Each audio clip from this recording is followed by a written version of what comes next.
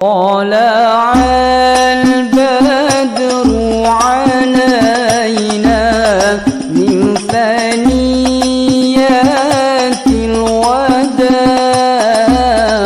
وجب الشكر علينا ما دعا لله داع. Assalamualaikum warahmatullahi wabarakatuh. Saya Jas Khalidullah dari kelompok 4 akan mempresentasikan hasil kerja kelompok kami dengan judul Pemeliharaan Al-Quran. Pengertian pemeliharaan Al-Quran. Pemeliharaan Al-Quran di sini terdiri dari dua kata, yakni pemeliharaan dan Al-Quran. Dalam Kamus Besar Bahasa Indonesia, pemeliharaan diartikan dengan pembuatan, penjagaan ataupun perawatan. Sedangkan Al-Quran adalah kitab suci umat Islam yang berisi firman Allah yang diturunkan kepada Nabi Muhammad SAW dengan perantara malaikat Jibril. Dasar pemeliharaan Al-Quran. Mulai dari pertama diturunkan Al-Quran, yaitu 14 abad yang lalu sampai saat ini, Al-Quran senantiasa terjaga kemurniannya dan kesuciannya. Karena Al-Quran adalah satu-satunya kitab yang dijaga oleh Allah Subhanahu wa taala. Proses pemeliharaan Al-Quran pada masa Nabi Muhammad SAW. Pemeliharaan Al-Quran pada masa Nabi Muhammad SAW terjadi beberapa fase, yaitu pertama kali pada saat diturunkannya Al-Quran pertama kepada Rasulullah. Pemeliharaan Al-Quran dalam dada Rasulullah. Pemeliharaan Al-Quran dalam dada juga sering disebut pengumpulan Al-Quran dalam arti hifzu atau menghafalnya dalam hati. Karena kondisi masyarakat Arab pada masa tersebut tidak mengenal baca tulis, maka satu-satunya andalan mereka adalah dengan cara menghafalkannya. Selain itu, mereka juga dikenal dengan masyarakat yang sederhana, yang mana dengan kesederhanaannya menjadi peluang untuk menambah ketajaman pikiran mereka dalam menghafal. Al-Quran diturunkan kepada Nabi yang maka otomatis apa yang diturunkan kepadanya haruslah dihafal.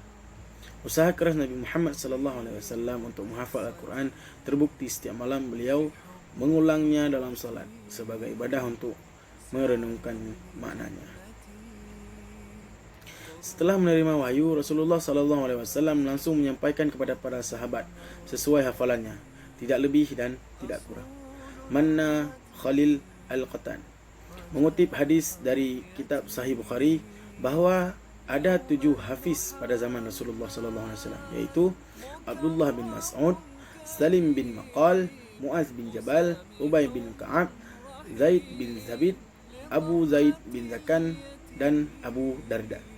Berdasarkan penyebutan para hafiz yang 7 di atas bukan berarti pembatasan, tetapi dalam artian karena mereka adalah tokoh-tokoh terkemuka. Banyak keterangan dalam kitab bahawasanya sahabat berlomba-lomba dalam menghafal Al-Quran serta memerintahkan istri-istri dan anak-anak mereka untuk menghafalnya. Pemeliharaan Al-Quran dengan tulisan. Walaupun Nabi Muhammad SAW dan para sahabat menghafal ayat-ayat Al-Quran secara keseluruhan, namun guna menjamin terpeliharanya wahyu ilahi beliau, tidak hanya menggunakan hafalan, tetapi juga tulisan.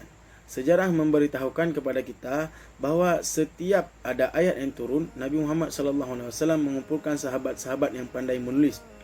Rasulullah mengangkat beberapa orang penulis wahyu seperti Ali, Muawiyah, Ubay bin Ka'ab, dan Zaid bin Sabit. Ayat-ayat Al-Quran mereka tulis dalam pelepah kurma, batu, kulit, atau tulang-tulang binatang. Sebagian sahabat ada juga yang menulisnya secara pribadi, namun karena keterbatasan alat tulis dan kemampuan sehingga tidak banyak yang melakukannya. Hal ini menjadi bukti bahawasanya penulisan Al-Quran telah ada sejak zaman Rasulullah, dikemukakan oleh Ibrahim Al-Biriri tentang Umar bin Khattab yang masuk Islam setelah mendengar ayat-ayat Al-Quran ketika mendapatkan informasi bahawa saudarinya masuk Islam. Lalu ia marah besar kepada adiknya setelah ditemuinya sedang membaca Al-Quran. Kemudian Umar masuk Islam setelah mendapatkan kalimat-kalimat yang mengandung mukjizat yang bukan perkataan manusia. Dari beberapa pernyataan tersebut, maka jelaslah bahawa sejak zaman Nabi Muhammad SAW telah terjadi pengumpulan Al-Quran, iaitu pemeliharaan Al-Quran yang dilakukan dengan dua cara, iaitu dengan cara menghafal dalam hati atau mengingat dalam dada dan menulisnya di atas berbagai jenis bahan yang ada pada saat itu. Meskipun Al-Quran saat itu belum tertulis dalam lembaran yang berbentuk mushaf sebagaimana sekarang, tetapi ini cukup menjadi bukti bahawa sudah ada penulisan Al-Quran pada zaman Nabi Muhammad SAW, bahawa pemeliharaan Al-Quran di masa Nabi dinamakan dengan pembukuan yang pertama. Sekian dari saya, dilanjutkan oleh kawan saya. Taib. A'udzubillahi minasyaitonirrajim.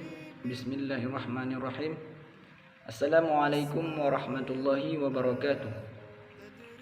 Nama saya Putra Muallimin. Saya akan menjelaskan penjelasan tentang pemeliharaan Al-Quran pada masa sahabat. Pemeliharaan Al-Quran pada masa Abu Bakar. Tragedi berdarah pada perang Yamamah yang menggugurkan 70 orang sahabat yang hafiz Quran dicermati secara kritis oleh Umar bin Khattab, sehingga muncullah ide dari beliau untuk diusulkan kepada Abu Bakar radhiyallahu anhu agar segera mengumpulkan tulisan-tulisan Al-Quran yang pernah ditulis pada masa Rasulullah SAW. Semula Abu Bakar keberatan dengan usulan Umar dengan alasan belum pernah dilakukan oleh Nabi Muhammad SAW.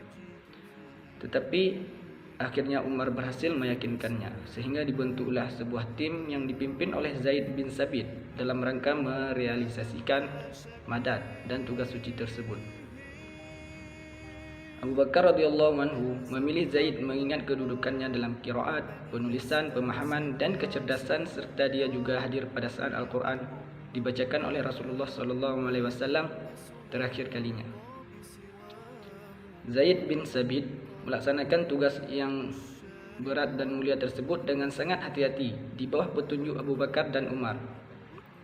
Sumber utama penulisan tersebut adalah ayat-ayat Al-Quran yang dihafal oleh para sahabat dan yang ditulis atau dicatat di hadapan Nabi. Di samping itu, untuk lebih mengetahui kalau catatan yang berisi ayat Al-Quran benar-benar berasal dari Nabi Muhammad SAW, maka harus menghadirkan 2 orang saksi adil. Dalam rentang waktu kerja tim, Zaid kesulitan terberat yang dialaminya pada saat itu ialah tidak menemukan naskah mengenai ayat 128 dari surah At-Taubah. Ayat tersebut dihafal oleh banyak sahabat termasuk Zaid sendiri, namun tidak ditemukan dalam bentuk tulisan. Kesulitan itu nanti berakhir ketika naskah dari ayat tersebut ditemukan di tangan seorang bernama Abu Khuzaimah Al-Ansari. Hasil kerja yang berupa mushaf Al-Quran disimpan oleh Abu Bakar sampai akhir hayatnya. Setelah itu berpindah ke tangan Umar bin Khattab. Sepeninggal Umar, mushaf diambil oleh Hafsah binti Umar, yaitu anaknya sendiri. Dari sejarah di atas diketahui bahwa Abu Bakar yang memerintahkan pertama penghimpunan Al-Quran. Umar bin Khattab adalah pencetus ide yang brilian, serta Zaid bin Sabit adalah tokoh yang melakukan kerja besar penulisan Al-Quran secara utuh dan sekaligus menghimpunnya dalam bentuk mushaf. Pemeliharaan Al-Quran pada masa Abu Bakar dinamakan pengumpulan yang kedua. Kemudian pemeliharaan Al-Quran pada masa Utsman bin Affan. Pada masa pemerintahan Utsman bin Affan, wilayah negara Islam telah meluas sampai ke Tripoli Barat, Armenia, dan Azerbaijan. Pada waktu itu Islam sudah masuk wilayah Afrika, Syria, dan Persia. Pada Hafiz pun tersebar, sehingga menimbulkan persoalan baru, yaitu silang pendapat mengenai qiraat Al-Quran. Ketika terjadi perang Armenia dan Azerbaijan, di antara orang yang ikut menyerbu kedua tokoh tersebut adalah Huzaifah bin Al-Yaman. Ia menemukan banyak perbedaan dalam cara-cara membaca Al-Quran. Bahkan sebagian qiraat itu bercampur dengan kesalahan. Masing-masing mempertahankan bacaannya serta menentang setiap bacaan yang tidak berasal dari gurunya. Melihat keadaan yang memprihatinkan, Huzaifah segera melapor kepada Khalifah Utsman bin Affan tentang sesuatu yang dilihatnya. Utsman bin Affan segera mengundang para sahabat bermusyawarah mencari jalan keluar dari masalah serius tersebut. Akhirnya dicapai suatu kesepakatan agar mushaf Abu Bakar disalin kembali menjadi beberapa mushaf untuk dijadikan rujukan apabila terjadi perselisihan tentang cara membaca Al-Quran. Untuk terlaksananya tugas tersebut, Utsman menunjuk satu tim yang terdiri dari 4 orang sahabat, yaitu Zaid bin Sabit, Abdullah bin Zubair, Zaid bin As, dan Abdullah bin Haris bin Hisham. Hasil kerja tersebut berwujud 4 mushaf Al-Quran. 3 diantaranya dikirim ke Syam, Kufah, dan Basrah, dan satu mushaf ditinggalkan di Madinah untuk pegangan khalifah yang kemudian dikenal dengan Al-Mushaf Al-Imam. Agar persoalan silang pendapat mengenai bacaan dapat diselesaikan dengan tuntas, maka Utsman bin Affan memerintahkan semua mushaf yang berbeda dengan hasil kerja panitia yang 4 ini untuk dibakar. Dengan usahanya itu, Utsman bin Affan telah berhasil menghindarkan timbulnya fitnah dan mengikis sumber perselisihan serta menjaga Al-Quran dari perubahan dan penyimpangan sepanjang zaman. Mushaf yang ditulis di masa Utsman bin Affan inilah yang kemudian menjadi rujukan sampai sekarang. Jadi sekian penjelasan dari saya mengenai pemeliharaan Al-Quran pada masa sahabat. Kemudian poin selanjutnya akan dilanjutkan oleh kawan kita. Baik, saya akan melanjutkan poin yang sudah dijelaskan tadi. Selanjutnya poin yang ketiga, usaha lanjutan dalam penyempurnaan Mushaf Utsmani. Dari beberapa naskah yang dikirim oleh Utsman bin Affan, umat Islam menyalin Al-Quran tersebut untuk mereka masing-masing dengan sangat teliti dan cermat. Penyalinan Al-Quran terhadap Mushaf Utsmani dilakukan dengan sangat pesat sekali. Dalam suatu riwayat mengatakan bahwa terjadi peperangan antara Ali dan Muawiyah. Jumlah mushaf yang diangkat di atas tombak berjumlah 300 mushaf.